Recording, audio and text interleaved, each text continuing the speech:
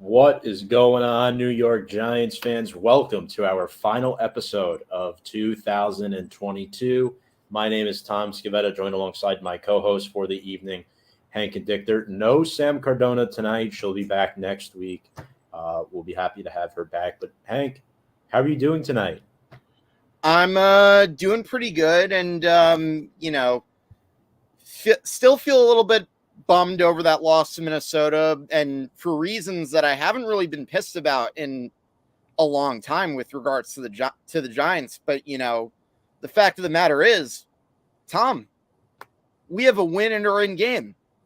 Can you imagine telling me that before the season? I know I've said it many times, like on the show, but I need to keep emphasizing it for those who keep trying to bring up negative points about the Giants, because it truly is worth mentioning. And Tom, I don't know about you, but this has been one hell of a ride for sure. And I feel like they're only going to get better within the matter of a few years.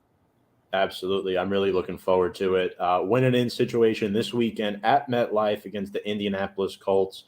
We've seen quotes from all the Giants coaches this week, Brian Daboll, Wink Martindale. And folks, before we dive into the key takeaways from the Vikings game, a quick reminder, if you're new, make sure to check us out on all of our social media on Instagram, Twitter, and YouTube at Big Blue Avenue. And if you're wondering where the hell I am tonight, my background's a little different. I'm in Florida for the week, and I have my parents' pool in the background, and I have a nice little Christmas gift that I want to show off. Hey, The KT. Kayvon Thibodeau jersey, the Color Rush Kayvon Thibodeau jersey. So very pleased to share this with all of you here tonight on the show. Quick reminder as well, this show is sponsored by BetUS. You can sign up with our promo code below at Join125 if you like your sports betting. They are the place to go. So, Giants, little slip up to the Minnesota Vikings on Christmas Eve, 27-24. And we're going to go over our key takeaways, Hank. But first and foremost, I know you and I were both a little bit busy as this game was going on. And if anybody has comments on this game, feel free to comment them for us in the comment section below. We'd love to hear from you. Also, leave a like if you can. It helps with our Facebook algorithm. I personally think what we learned from this game, Hank, not only did the Giants have a legitimate chance to win, the Giants can hang with teams like the Vikings and possibly even the 49ers if they are to make the playoffs. And I really think it's starting to show how far along this team has come since training camp, since preseason, since week one at the start of the season. And Daniel Jones had his best statistical game to date in 2022 on Saturday. Yeah, I completely agree with that. I mean, look, I think one of my bigger takeaways besides that is, and to piggyback off what you said, I don't know about you, I want another shot at the Vikings because, look, all year long, I kept having to eat crow to you when you told me that the Minnesota Vikings were going to win the NFC North. And look, I had every reason to feel like it was the Packers, but at the same time, I'm also going to give you credit where credit is due. But that's not really relevant for right now. At the same time, the Vikings are 12-3. They had some really close wins, and I would say this team might be considered Cardiac Kids 2.0 for those old enough to remember the 1980 Browns. You'll know what I'm talking about. But with that being said, this game also reminded you why the Vikings, despite being 12-3, have only a plus 5-point differential. And one reason being is the Giants were still in this game, even with all the mistakes they made. You had that blocked punt, you had the drop by Richie James, you had the fumble by Daniel Bellinger, and even in all the circumstances, Daniel Jones still found a way to tie this game and keep the Giants in it.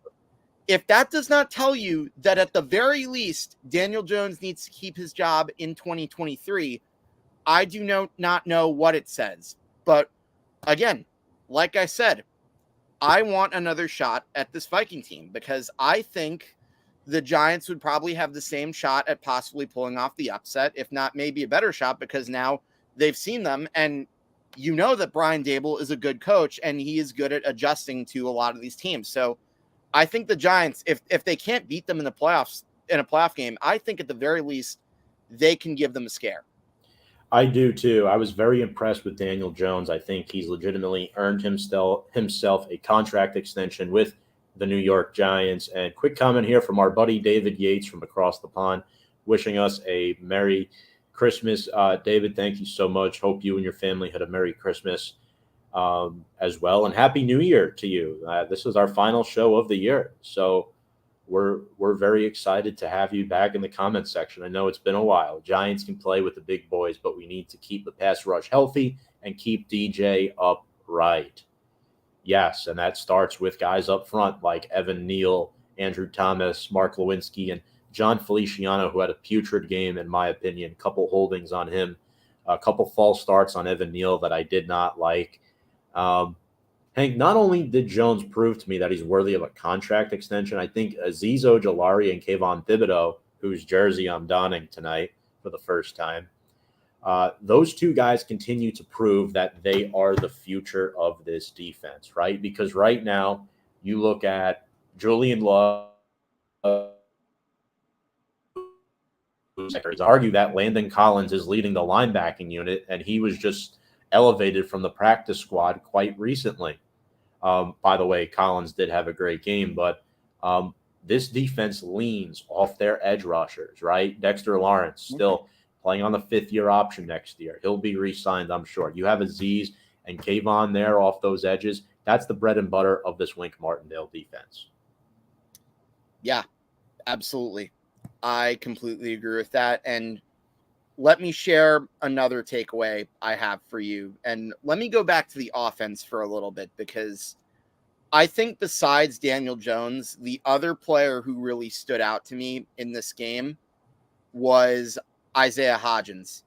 And 8 catches, 89 yards, and I believe he had a touchdown too. He did. In my opinion, this was his best performance for the New York Giants. But the reason that I have Hodgins as a key player in my key takeaways goes beyond what he did this game, because in my honest opinion, he has also earned a spot on the roster for 2023. Yeah.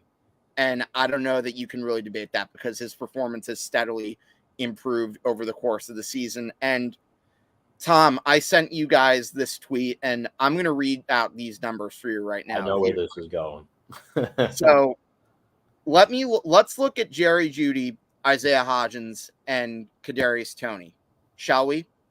So Jerry Jeudy in 13 games with the Denver Broncos, he's had 780 receiving yards and 6 touchdowns.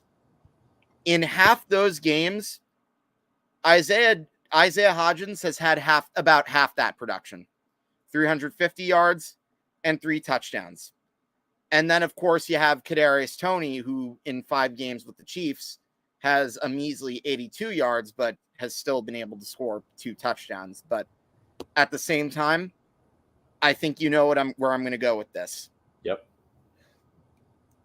Joe Schoen has done an excellent job with wide receiver. And I think, and Tom, this might sound like a stretch and I might sound facetious, but I really think getting Isaiah Hodgins was better than any possible quick fix / glorified Band-Aid that Shane could have gotten as a wide receiver. I'm with you 100%, 110%. The dude's and he got him off the cheap because he saw him as a diving in a rough with the Buffalo Bills. Well, he helped draft him. Yeah, he did. Exactly. Draft the kid. And to be honest with you, he'll be on this team next year. He might even be starting next year. Who knows? What's up, Garth Michael Patrick? Hope you're doing well. Rags Bolts tonight. That is right. LGR. I like Isaiah Hodgins a lot.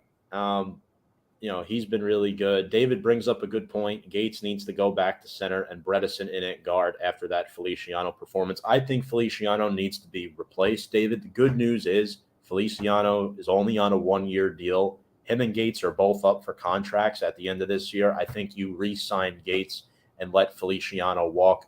Ben Bredesen only in his 3rd NFL season. So I think he can start at left guard next year if the Giants are unable to replace that position, which I do think they'll try to upgrade. But I'm fine with Bredesen and Gates and Glowinski in the interior.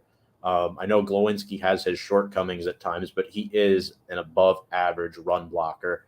And one takeaway I will take from this game, TJ Hawkinson exploited this defense. The tight end curse is back. I mean, the Giants lost Tay Crowder to the Pittsburgh Steelers off waivers. So, his time with Big Blue is done. So you're now left with Jalen Smith, 5th-round rookie Micah McFadden, and Landon Collins. And Collins made a nice pass breakup against Hawkinson, but Hawkinson had 13 catches in this game, Hank.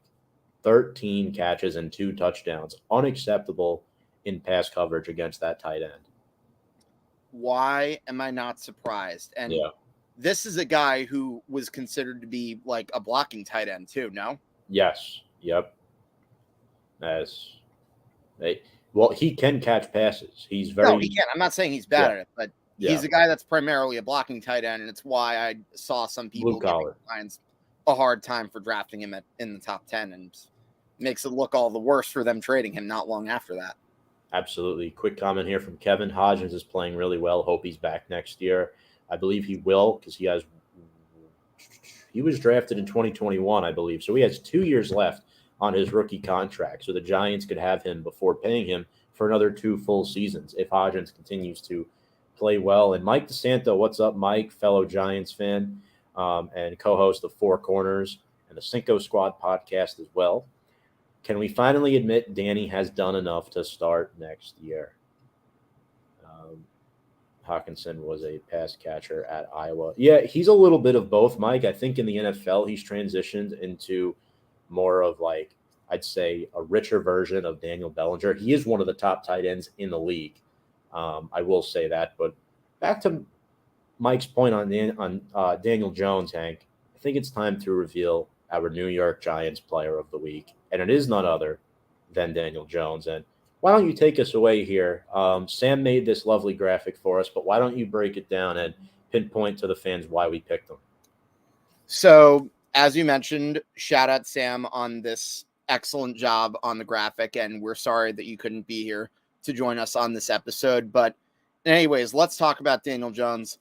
Tom and I mentioned earlier on that this was one of his best statistical games on the year, and I strongly agree with that statement. And let me give you those numbers too. He went 30 for 42 with 334 total passing yards, 1 touchdown. And look, yes, he did throw that interception, but let's be honest, he hasn't thrown an interception in a while, and you knew an interception like that was bound to happen. So, in fact, I would say that interception was probably the least of their mistakes in the game. But in any event, he also was sacked 3 times, but again, that's not his fault. That's an offensive line problem. And he had a 92.8 passer rating, which is definitely some great numbers. And in addition, he had 4 rushes for 34 yards. And Tom, I don't know about you, but I thought some of those rushes were pretty clutch too. And with passes of 10 plus yards, Jones was 8 for 12. And in addition, he went 2 for 3 on passes that were 25 yards or more. So I don't want to hear this narrative that, Daniel Jones is a game manager and can't throw the deep ball.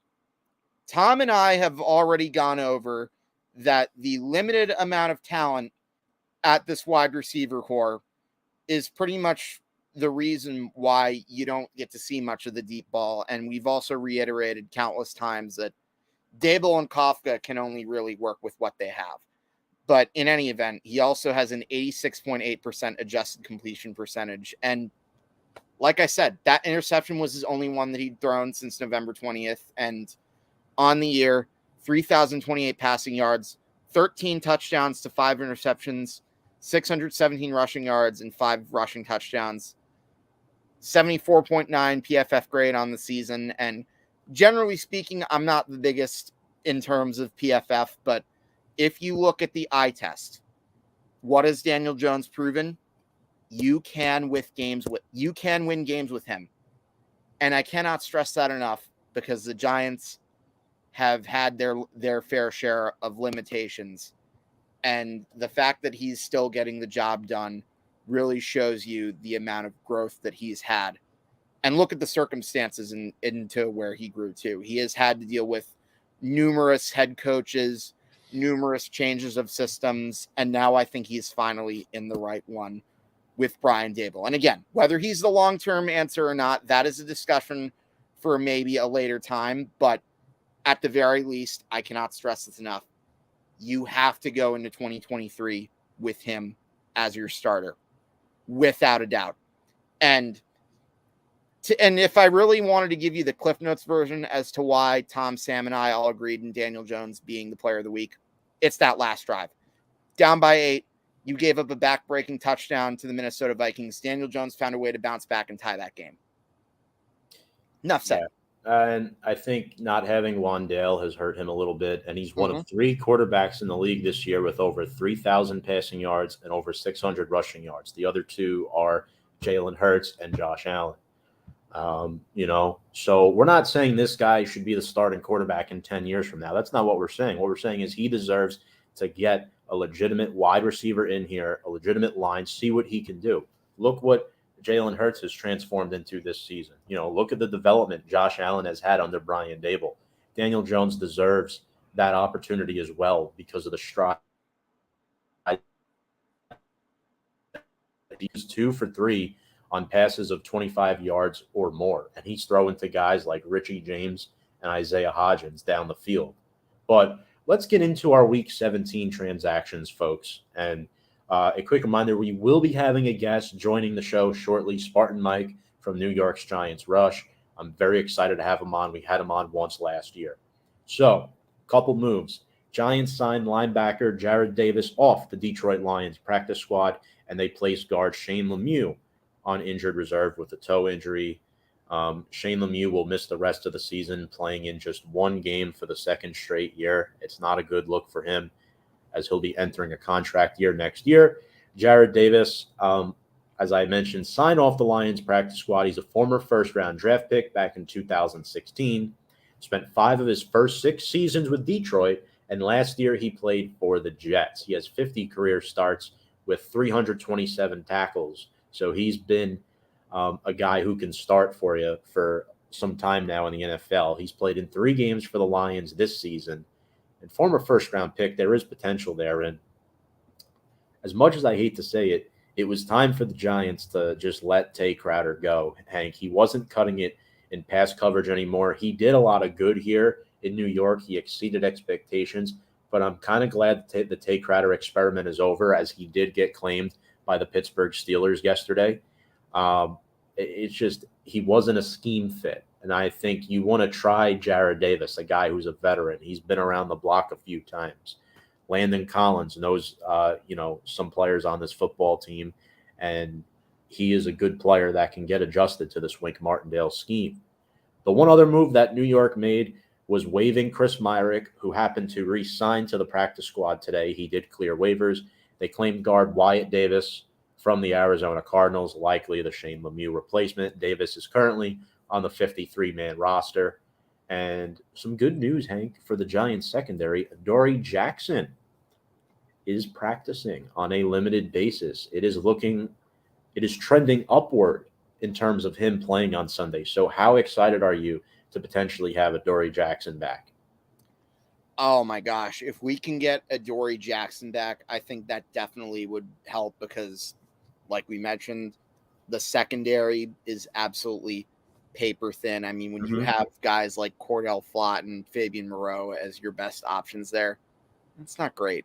And I think getting Xavier McKinney back too, that could also be a potential game changer. And, as they say, it sounds like it would be cliche, but it would be like getting a big player like off a trade, guy coming back off the injury reserve late in the season.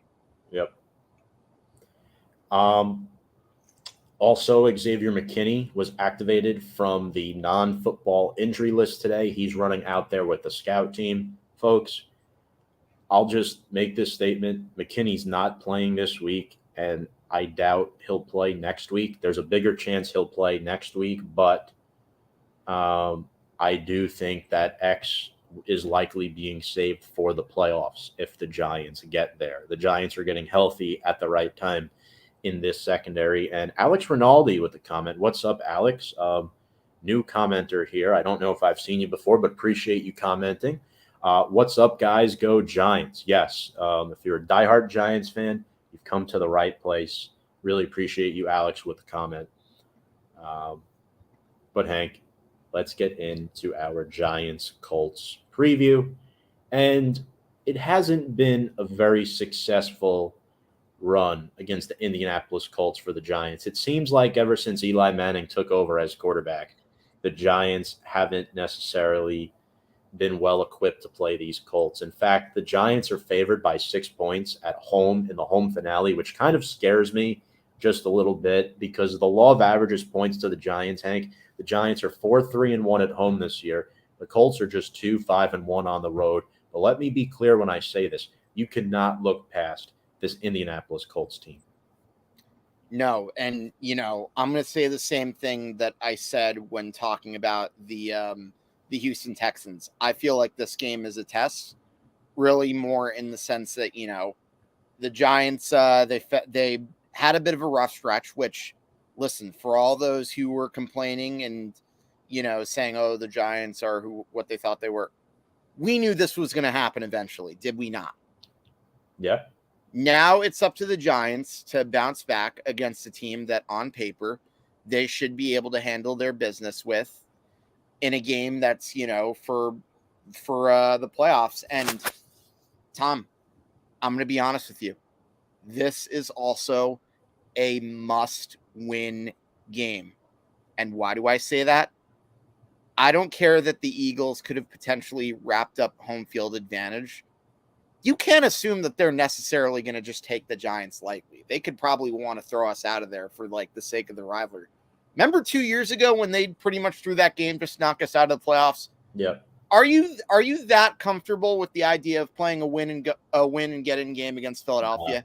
Nope, not at all. They have to win this game. I think if they don't win this game, the season's over. Although the Giants could get in if other teams lose. So the playoff scenario is looking upward for the Giants. But if you want that 6th seed, you have to win this weekend because I don't see the Giants necessarily winning next week in Philly unless, the Eagles are to sit a bunch of players and they have that 1 seed all wrapped up. But we do have a few comments here in the comments section. Sean Militello, what's up, Sean, from Off the Dome Sports? Appreciate you. Danny Dimes, is he the future? Hank, on the count of 3, say it with me. 1, 2, 3. Yes. Yes. He is the future. Not going to go out on a limb and say long-term future, but he's at least the quarterback for this team for the next 2 to 3 years, in my opinion. He has the ability to extend that as well. Or shorten that. Who knows? Brian Corzin with a comment. Thank you very much, Brian. Must-win game. Luckily, the Colts are a dumpster fire. So much hype about blowing them out. We tend to not live up to expectations in games like this. Well, look what happened to the Minnesota Vikings 2 weeks ago. They were down 33-0 at halftime. I'm sorry.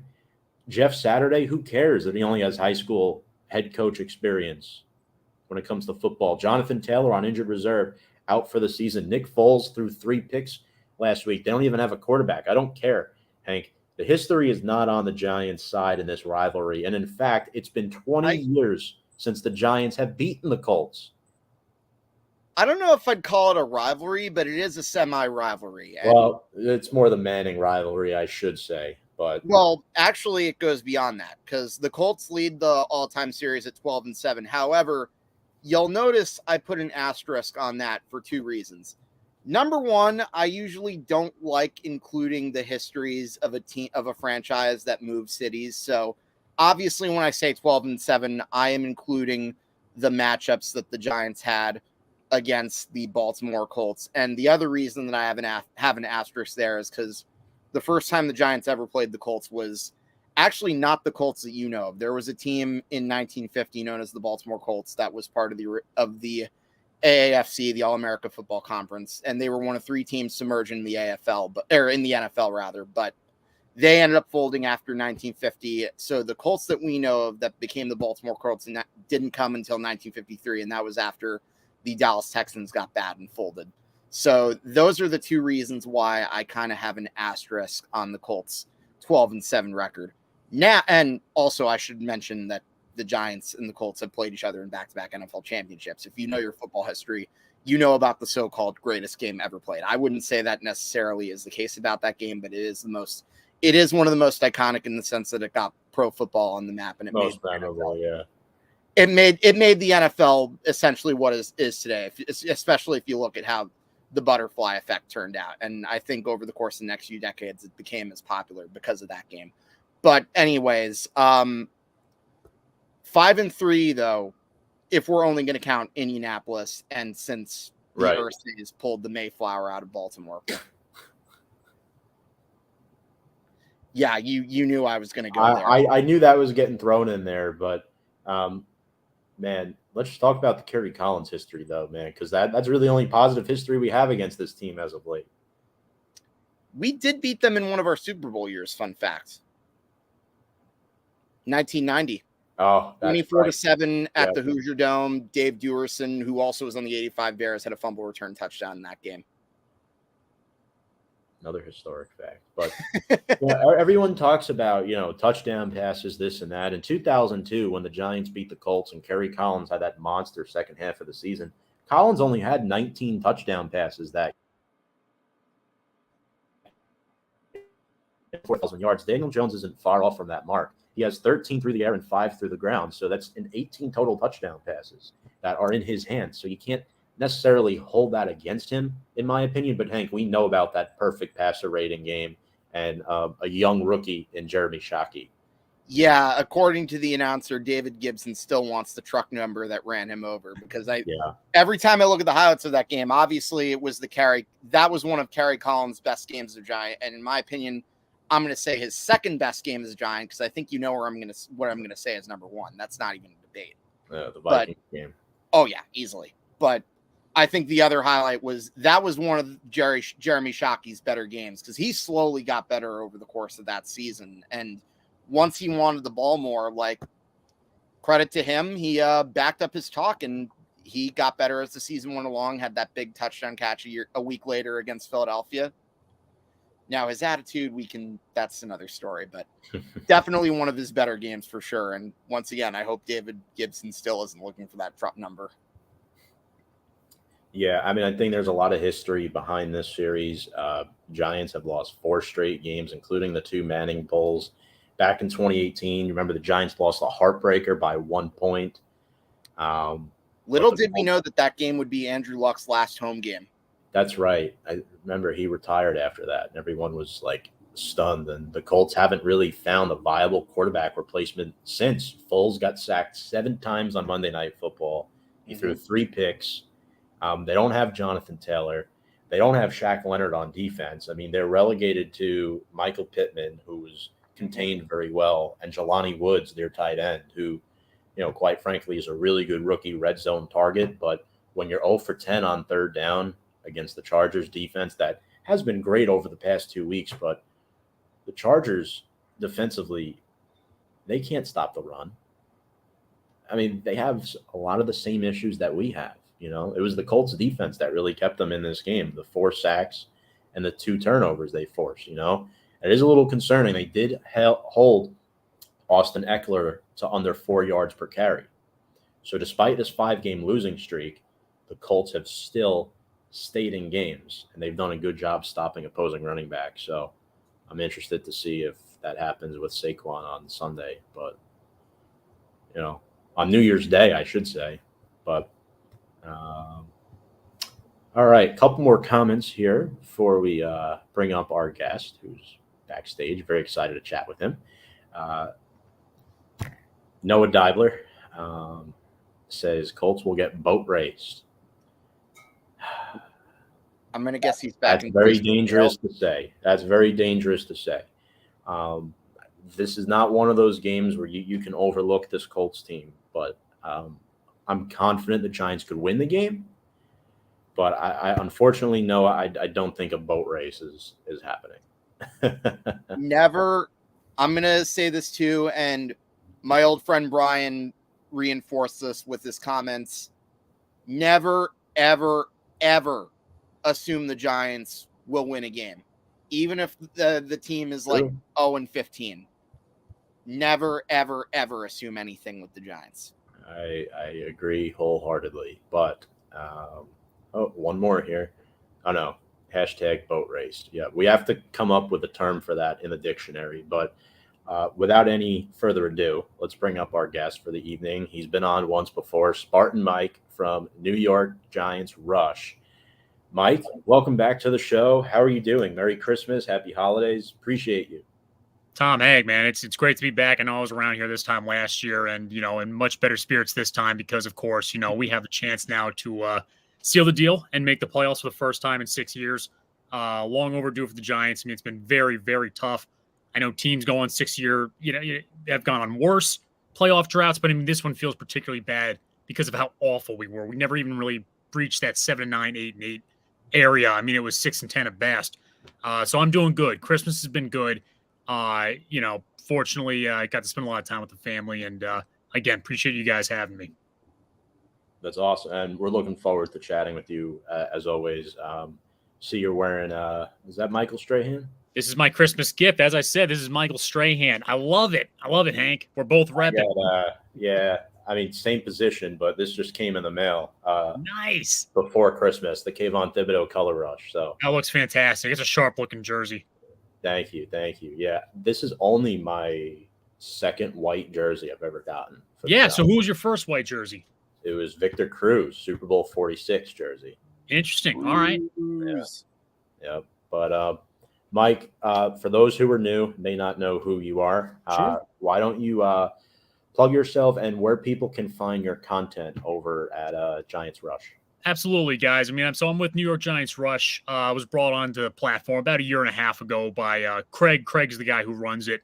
And we do also, I mean, obviously we mainly focus on the Giants, but we're branching now that we got Nikki, and we're doing fantasy, we're doing, betting advice, and everything like that. We're going to do a draft show in the off season. So, I'm generally on every other Tuesday, but I'll also be on every Thursday, and me and Truth, I'll host the show, but Truth is really the expert there.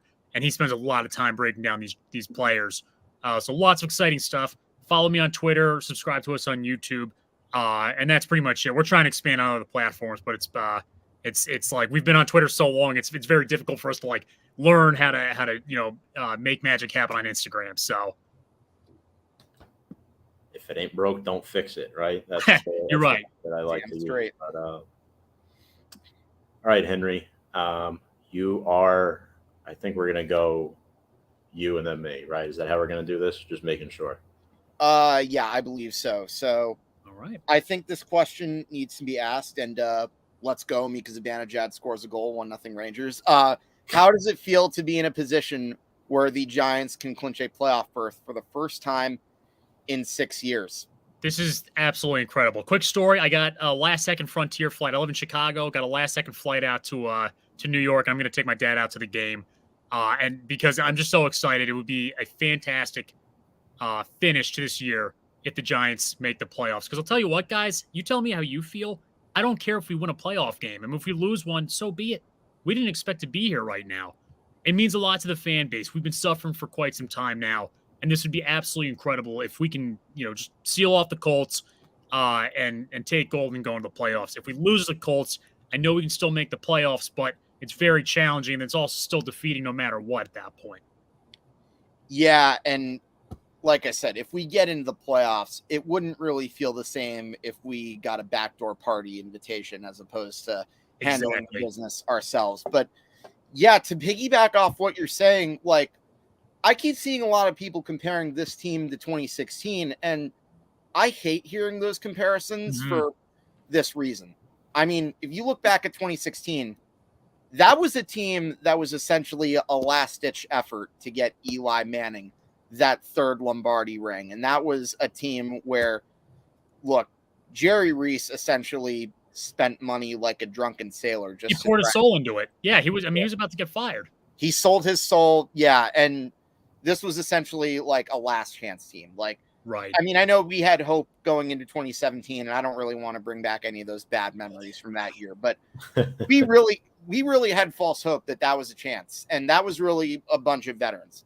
This year, it's really all about getting a young core into the playoffs and getting them that first taste of what winning football is like. Right. So I really think, and everyone's like, I keep getting the question, is it going to be a success or a failure if the Giants make it or don't make it? I mean, I probably still would look at it as a success regardless, because they won 8 games and they exceeded my preseason win expectation total. But getting them into the playoffs is that one step to really changing the culture of a young football team, in my honest opinion. I'm totally with you. Look, I mean, I'd still mark the season as a success. I mean, I think Vegas had us as the over-under was like seven games, so we won 8, which is better than we've done in any other year, and we got to that mark before we got to the 17th game. So this has been, definitely a good run. And as you're saying, we have a lot of guys on rookie contracts that are stepping up and delivering value. Dexter Lawrence, he was okay the last few years. He was a good player, but now he's a stud. And that's what we needed from a lot of these players. And a lot of guys are stepping up. Secondary, I thought that was going to be our worst unit. It still needs some work, but they're playing formidable defense. They're doing a decent job of covering. Yeah. I will say this. A lot of this comes down to coaching. I think Dable and Wink have specifically done a very good job of improving this team and getting the best out of their players. And Dable set the foundation day one when they went for 2 against the Titans. And then, we all know what happened next with the Titans trying to kick that field goal. But when we watched that game, we felt the difference right there. We felt that there was going to be some winning ahead, right? So it's definitely been a successful season. It's still going to leave a bad taste in the mouth if we don't beat the Colts, though. I will say that. If our last 2 games, the 49ers and the Chiefs, I mean, we'd say, all right, well, we got this far, that's fine. But you got to beat the Colts at home, I feel like. Yeah.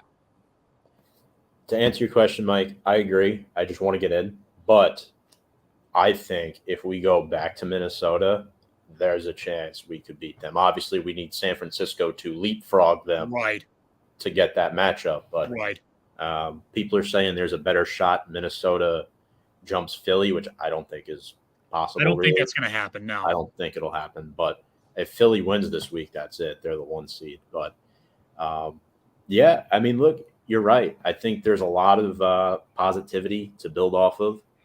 And I think a lot of that has to do with the quarterback play as well. Totally. It's improved and the coaching has helped. Jones has helped his own case. I think a lot of people who weren't on board with Jones last year, I wouldn't say definitely not all, but I'd say a good chunk of them are on board with him this year. I would agree. My question to you, Mike, is does he get that contract extension? I mean, pretty impressive performance against Minnesota. He's had a good season. What do you think? You know what one of the biggest value adds is, because everybody who's big against Jones, and I've gone back and forth on certain things about him, but my stance is this. Somebody tried bringing up Matt Ryan's stats and comparing them, putting them, as if they were similar players. And sure, their stats are similar, but the one big difference here is Jones does not turn over the ball at all. And that in its own has been extremely impressive, because that's very hard to only have 5 turnovers throughout the entire season. And that's the thing. We're not, we'll have some drives that end, but nothing's ending in complete disaster. He's not throwing picks, at the wrong side of the 20, and then we're giving up points that way. He's playing very consistent football. What I would like to see in the future out of him, and obviously this is going to take better receivers, he doesn't have that yet, is a few times a year he's got to have those crazy numbers. And not just yards, but he's got to put up 3 or 4 touchdowns. Just a couple times a year. I just want to see it happen. Does he get the contract this year? Probably, because you have to consider the alternatives, and there's not really that many. I highly doubt that any of these rookies are going to step up and guaranteeingly bring that value that we would need out of franchise quarterback, and let alone put them in a better situation anyway. I don't think the Giants are completely ready for a rookie quarterback. And then when you talk about free agents, I mean, I don't think anybody would be a better option than Jones, especially, like Carr is the one that some fans are bringing up. I'm not so, if you're not convinced that Jones is the guy, how are you convinced that Carr is? And it's been 9 years of football out of him, and he's okay, but I can't imagine him hoisting a Lombardi. No. So I think he gets the extension. The only thing that can knock him out of it is price. If he asks for too much money, that could impact that. Yeah, and the game-winning drives too has been very key for me. Even though and this is my thing with Jones too. I don't know if you feel the same way. Hank and I have talked about this in the past.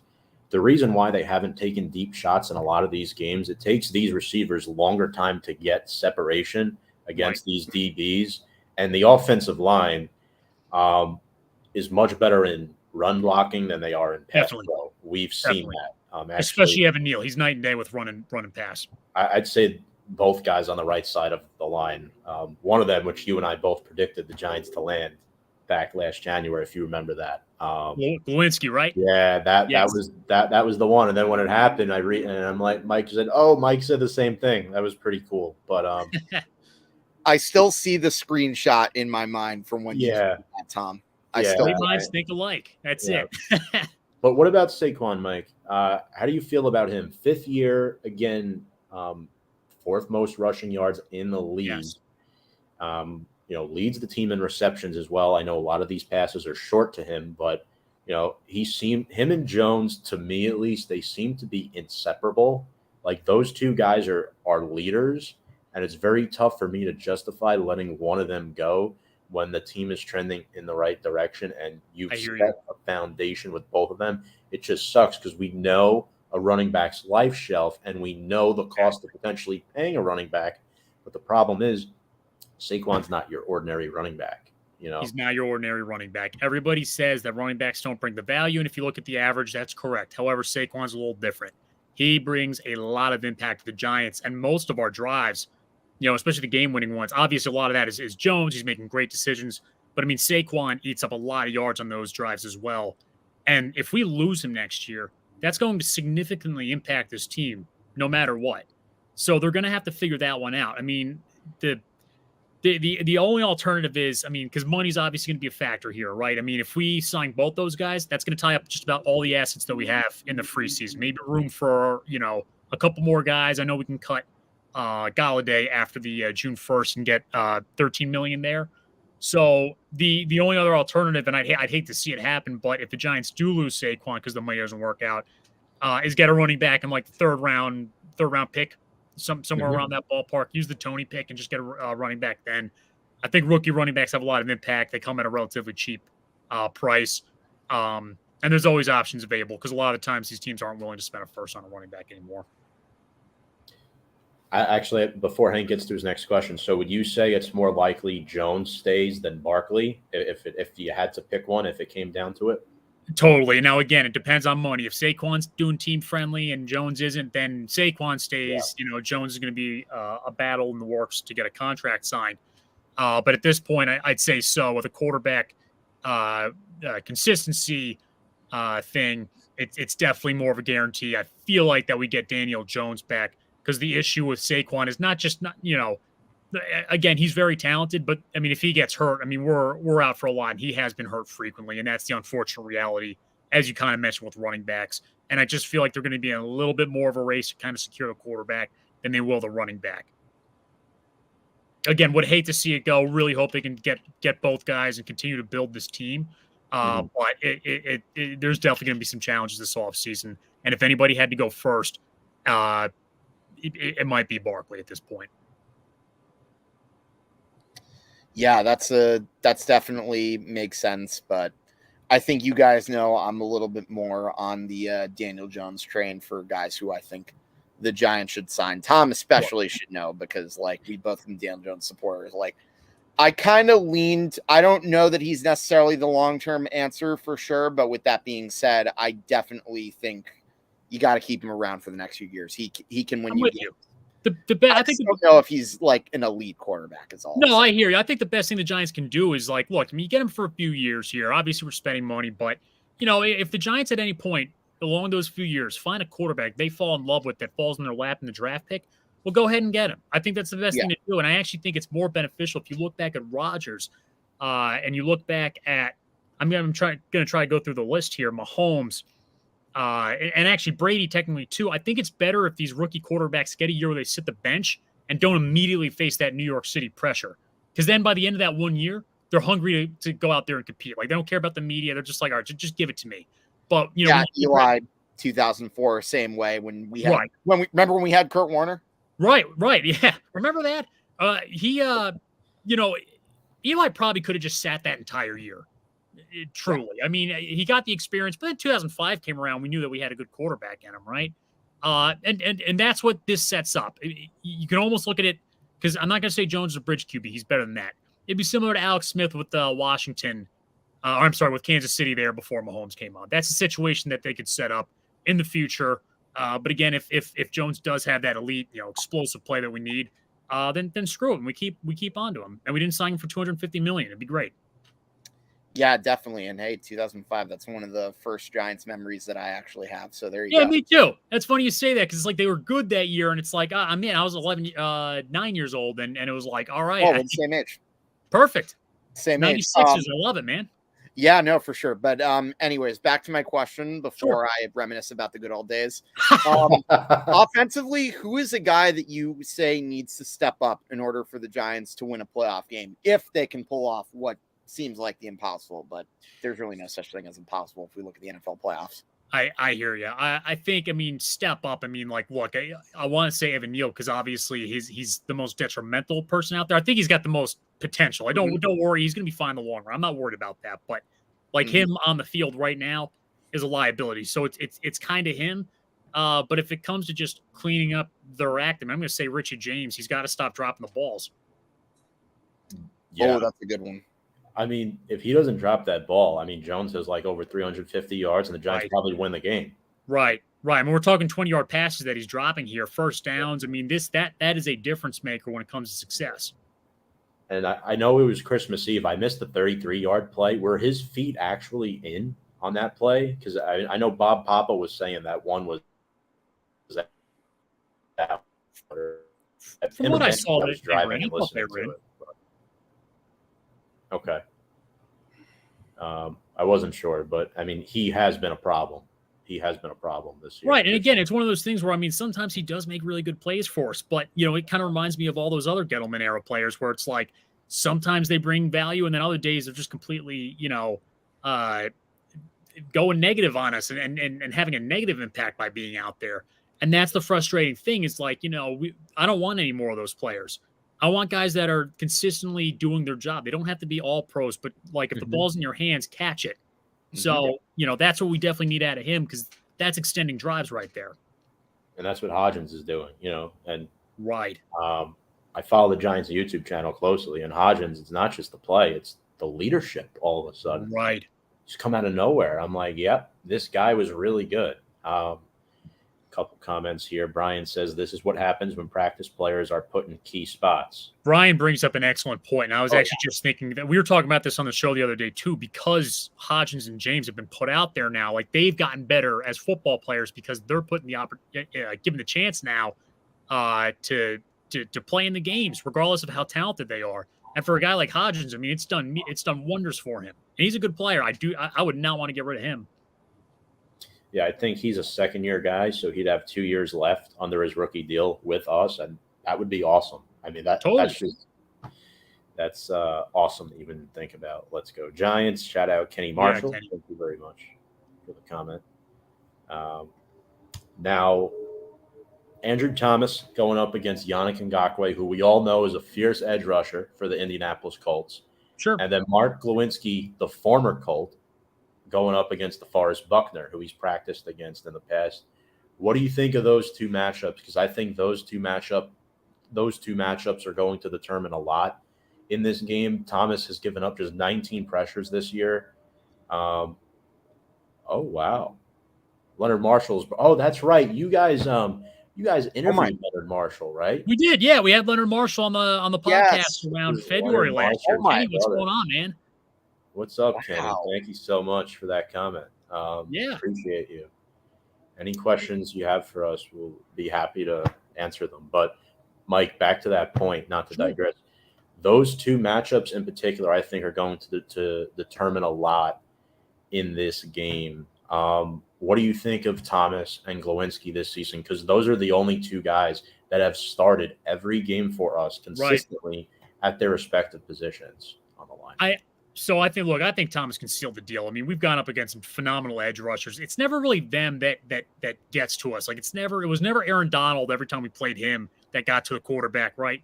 The issue for the Giants is always like somebody random kind of coming in and having an excellent day against us. I'm forgetting who the Cardinals player was. Who was it for the Cardinals that had like 5 sacks against us? Reddick. God almighty, I remember that. He was on the Eagles line.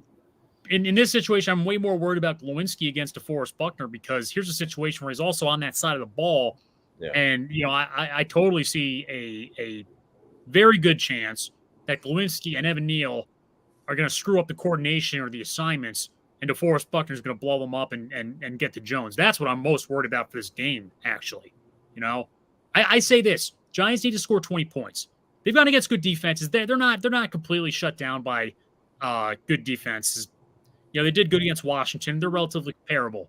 But they're going to have to put up 20 points, and that should be enough to seal a victory for them. I happen to agree with that, too. Glow scares me a little bit in pass pro. I mean, we brought him in for run blocking. I think he's a poor man's Kevin Zeitler. I think we could say Agreed. that. Yeah, Hank, it'll be interesting. I know you're a big Andrew Thomas guy. Absolutely. Very big Thomas guy. I think he stepped up so much. And I think Thibodeau stepped up because of going up against Andrew Thomas in practice. Yes. Quite frankly. And, Tom, I've been on record saying this all year, but I truly believe Andrew Thomas is the offensive MVP of this team. Mike, tell me if you disagree, if at all. Impact-wise, I'd have to argue in favor of Saquon. Yeah. I mean, I know it's the bias towards the skill positions, but you are right. Like pound for pound, play for play, Andrew Thomas is doing an incredible job.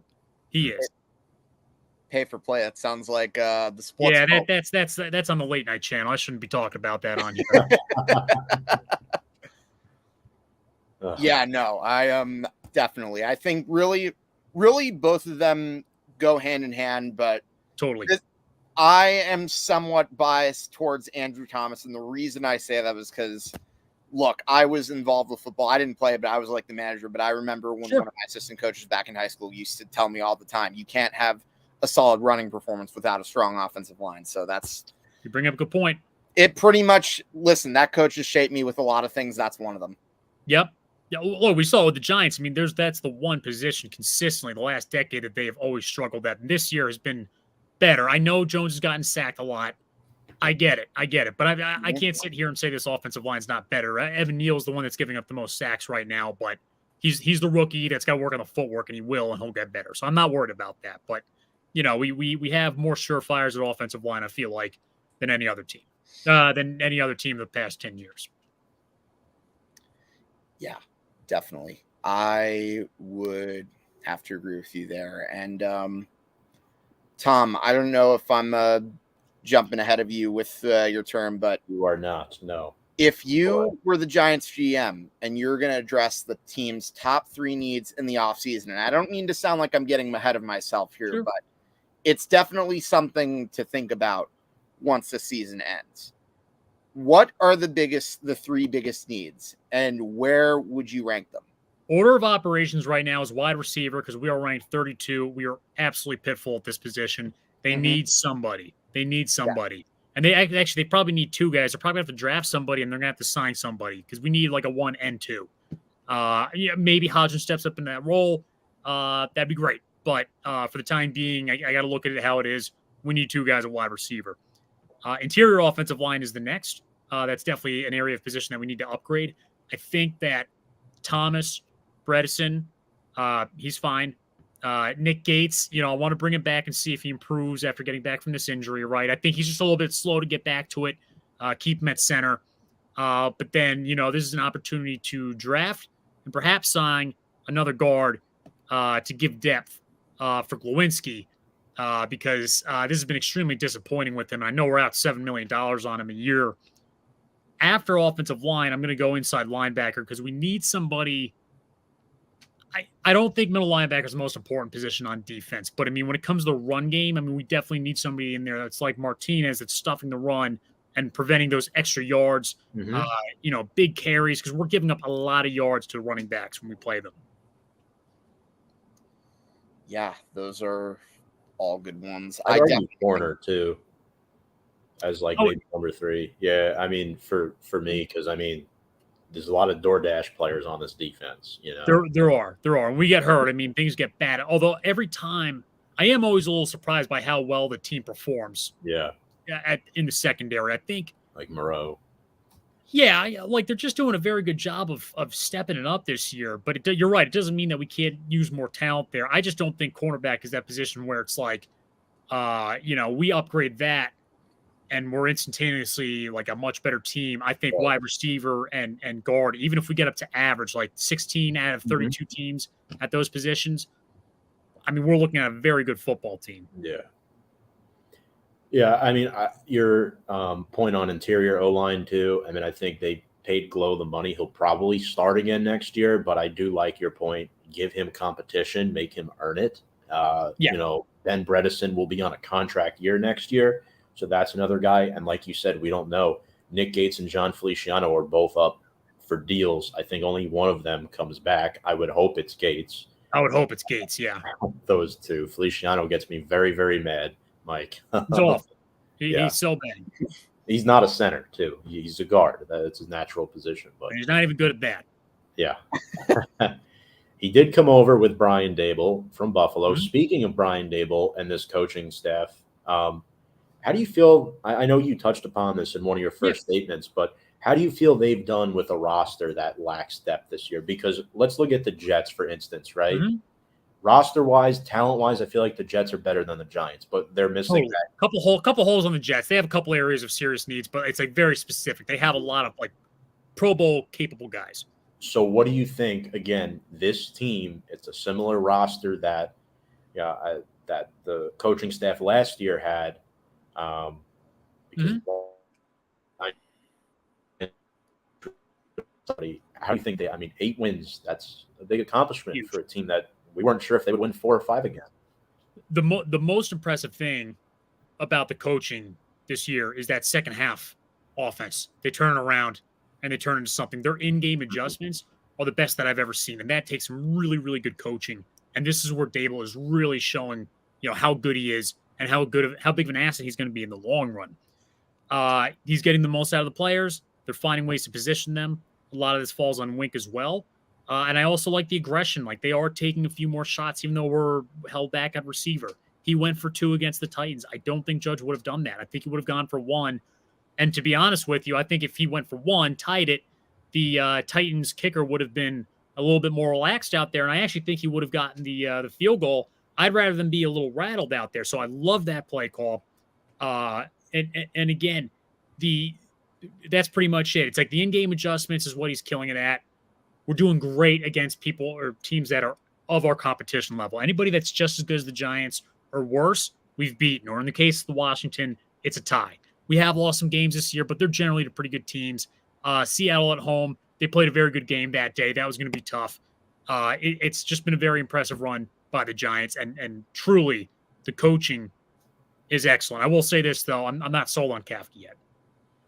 I agree. I think first year as OC, give him another year, but if it is a little conservative and a little vanilla at times, where I kind of wish Dable was calling plays, but I'm kind of happy he isn't as well at the same time, because I think he's able to focus more. But between those two, I'd rather have Dable call plays, obviously. Yeah, it's really about the play sequencing, and especially the area of frustration in the offense has been when we get past midfield, but we're not close enough for a field goal. We struggle in that so much.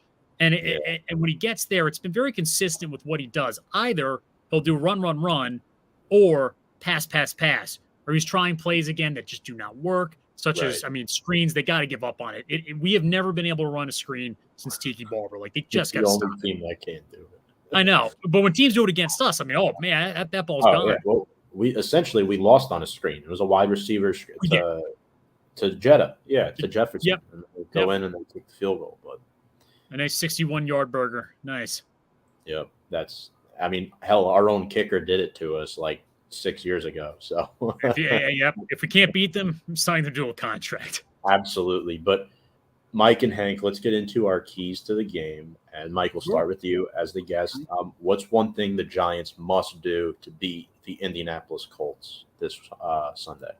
They can't afford any mistakes on offense. They can afford sacks. They're going to give up a couple, unfortunately, but they cannot afford turnovers. And the Giants have been pretty good this year of not turning the ball over. They can afford perhaps one, but they have to be past the 50. I mean, if they turn over the ball at the 20-yard line, it's going to be very challenging to come back from that. I know a lot of teams are just putting away the Colts. I get it. Offensively, they're looking very weak. That was a home game they played, and they, multiple interceptions. But what if Foles doesn't have those interceptions? I do wonder, what kind of drives they would have gotten out of that. Could they have scored a touchdown? Could they have scored 2 touchdowns? I don't know. No, they can't afford any mistakes on offense. That's the big one. And then on defense, just continue to do what they're doing. Just shut them down, get to the quarterback. I would perhaps be a little bit less blitz heavy than they were last week against the Vikings. Just you got to have one guy back there in case there's an emergency play. Yeah. No, for sure. Yeah, I like that point a lot, Hank. I do think the turnovers thing is going to be huge because the Colts did force a couple by the Chargers last week. But what was your key? My key to the game, I would have to say, definitely definitely establish the run game early. Yes. Not so much because the Colts are not great at stopping the run, but I think another reason why I am going to go with this one is because if you're the Giants, if you feed Saquon, run out a lot of clock, and just keep the ball for a good amount of time, sure, there is no doubt in my mind they're winning this game. Absolutely. Totally. But I will say, take a couple shots. I mean, you're right. Rely on the run game more strategically, but go ahead. Do a couple of those Hodgins plays from the other week. Just don't do 3 passes in a row on downs. That's not going to work. By the way, I also want to say it just because, it's my obligatory key to the game, and Tom knows exactly where I'm going with this. Please get off the field on 3rd down. I know I haven't really had to use it as much earlier on in the season because the Giants are really good at defending 3rd down, but this game, it's for a playoff spot. I think I kind of need to bring back my obligatory key to the game now. Get off the field. I mean, all we got last year trying to get off the field on 3rd down, forget about it.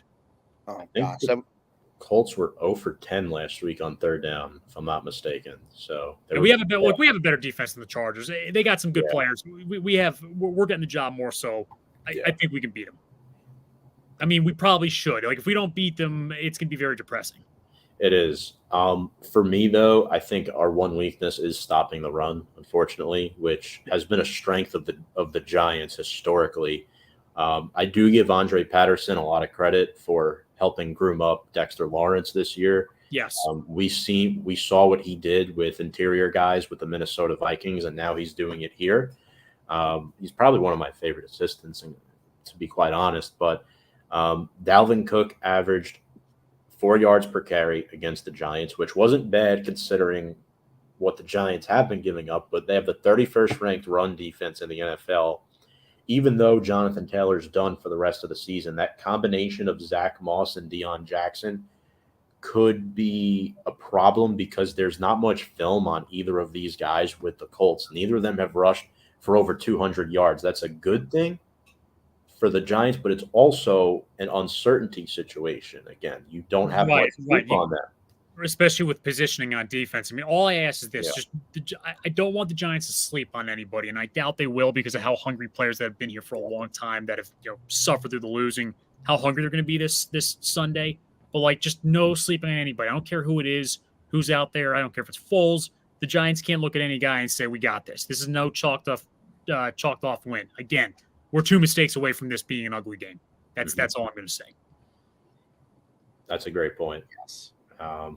But moving on to our players to watch, Mike, we'll start with you, then we'll go to Hank. 2 players to watch for the Colts, and then 2 for the Giants. You brought up one already with Moss as the running back. I'm a little concerned about that. The other one I want to bring up is Zaire Franklin. He's the linebacker for the Colts, and he is having a phenomenal season himself. He's one guy that they got to be a little bit careful about. They're trying to open up the run game. They're going to have to figure out a way to avoid this guy because he's really getting to the runners this year. Yeah, he leads the team 150 tackles, Yeah. so Yeah. he is a problem. Probably tackle anything and anything that moves. Yeah. All right. I am gonna go with, for the Colts, I'm gonna say Yannick Ngakoue. That guy has 9.5 sacks, forced fumble, 8 tackles for losses. Mm. Be interesting to see how our line does against him and containing him. So that's who I have for the Colts. Yeah. I'm going to go with 2. Jelani Woods scares me only because he's a tight end. Mhm. He Of should course. You can't defend tight ends no matter who it is. So, yeah, I was going to say. And he is a red zone threat this year. You know, he has Mhm. 3 touchdowns, should be matched up against Landon. So that'll be interesting to see if he can develop chemistry with Nick Foles. And then I do think Quentin Nelson is a really, again, I'm biased. Mike, I know you're a Spartan guy. I'm a Notre Dame guy. Quentin Nelson's the best guard in football. He's been slow the last couple of years, though. He was injured last year. He's not had a particularly good year. I know he made the Pro Bowl, but there's a lot of talk now about his contract that's coming up. Yeah, I mean, 5th-year guy like Saquon. So Right. I like him. I also like Stephon Gilmore. Hell, I'll throw a third in there. I mean, guy's been really good in pass coverage. The Colts defense has been their strength for the most part. Totally. Their only strength. They've won 4 games. Yeah, absolutely. Granted, they gave a 35-point comeback or whatever that was, but oh well. And the reason, and people are like, oh, well, they have 3 receivers over 500 yards, and Pittman, Pierce, and Campbell, but they're playing from behind half the time, right? Yeah, and neither of those guys is the guy, so therefore they're dividing it equally. Yeah. But now we'll go with 2 for our G-men, Mike. All right. I'm going to have to run after this one, unfortunately, guys. Again, appreciate you having me on, but... Yeah, no problem. Cool. All right. So, Mike, we'll let you go, and then Hank, we'll get your 2. All right. Sounds good. All right. So for the Giants players to watch, I am going to go with, and I think you guys kind of knew I was going to say this player because I talked about how important it was for them to get the running game going. Got to go with my guy, Andrew Thomas, number 7. Yeah. And as far as my other Giant, that's going to be a key to watch. And Tom, I feel like I'm stealing this from you, but keep in mind I'm doing this for a reason, and that reason being was I said as far back as like the second half of the season that he was going to start to break out. Give me Kayvon Thibodeau. Oh, yeah. Yeah, Bernard Ryman and Braden Smith will have their hands full. That's all I'm going to say. Mm-hmm. But, Mike, could you give us 2 before you hop off here, and then we'll let you go?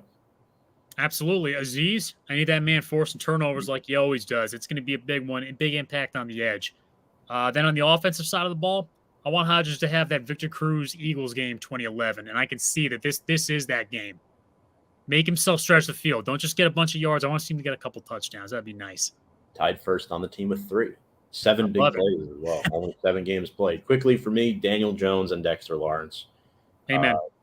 Those are my 2, hands down. But Mike, I want to thank you so much for joining us. Totally, guys. You, as always, make sure to follow Mike at SpartanMike96 on Twitter.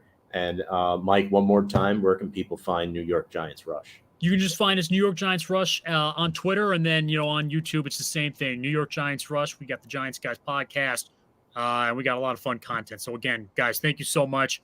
Go Giants! I hope we win this, and I hope it'll be so cheerful for this fan base after all these years, man. Go Big Blue! Absolutely, and hey, enjoy the game Sunday. Thank you very much, guys. Take care. All right, Happy New Year. You too. All right, that was Spartan Mike. Always a fun chat with him, Hank. Yeah, I think Mike brought up a good point with Isaiah Hodgins. I knew he was probably going to take him, but again, I think the Colts have a lot working against them here. The Giants are getting healthier, with Dory, Azeez, and Leonard all getting healthy. X, he won't play this week, but, he's also getting healthier now. He's back practicing. The Colts will be without Ashton Dulin, unfortunately, who took that Brutal hit from Derwin James on Monday Night Football. James got ejected for it. So he's in concussion protocol. Tight end Kyle Granson with an ankle injury. He did not participate today. And then one of their starting corners, and Kenny Moore II, also did not practice with an ankle. So, Hank. Yes. What's your score prediction? My score prediction. Oh boy, this is I'm gonna give you another relatively low scoring ish game. I'm gonna say the Giants win by a final score of, let's say, 22-13. I like it. So you have Giants 22. It's not going to be dominant, but I think it'll be low scoring to the point where the Giants eventually pull away. They get that late touchdown. Meadowlands goes nuts. And yeah. Oh, man. I can't believe we're talking about a possible playoff spot, but I also got to try to stay a little level headed because, I'm going 24-13 G-Men. Daniel Jones throws a couple touchdown passes. Hodgins and Bellinger will be my two picks. I think the Colts are going to struggle. They're going to turn the ball over early. I think they have one good drive where they score a touchdown in this game. I just don't think they're equipped to beat this team. The Giants are locked in. They're determined right now. That home crowd is going to be rocking on Sunday at MetLife Stadium to open up 2023, and the Giants will be making their first playoff appearance in 6 seasons. So, folks, like that. That's going to wrap up the show for tonight. Apologies that Sam couldn't join us. She'll be back next week. Spartan Mike, always a fun chat. Want to thank him a lot for joining us. Quick reminder, if you're new and you like what you watch, make sure to check us out on all of our social media. I know we had some new watchers tonight. You can watch us on Instagram, Twitter, and YouTube at Big Blue Avenue. We hope everybody is enjoying the holidays. Garth comes in here and says, goal. Yes, we know the Lightning just scored. And we did have a comment from Sean Militello. Just want to address this. Sean, I know, I'm not sure if you're still in the chat here now, but Daniel Jones is starting to prove that he is the future of this football team. And I'm very, very happy to say that. And our good buddy, Brian McCardle from the Stand Sports, our website manager here at Review and Preview Sports. Good show, boys. Go Big Blue. Hank, any final thoughts? Oh, man. I'm still kind of nervous for this game. I am not going to lie, but let's not kid ourselves. This is a good thing. I have been longing to go into a Sunday with this sort of feeling. And, oh, man, I would love to somehow be able to find a way to make it to this game too, just to be able to join in on the celebration if we win. But then again, I know, Tom, you're probably giving me a look like I have 3 heads with that idea. Hank, the Giants can still win if you don't attend this game, and the Giants can still win if you attend this game. Both can be true. Both can be true. You're damn right. And without further ado, let's go Big Blue.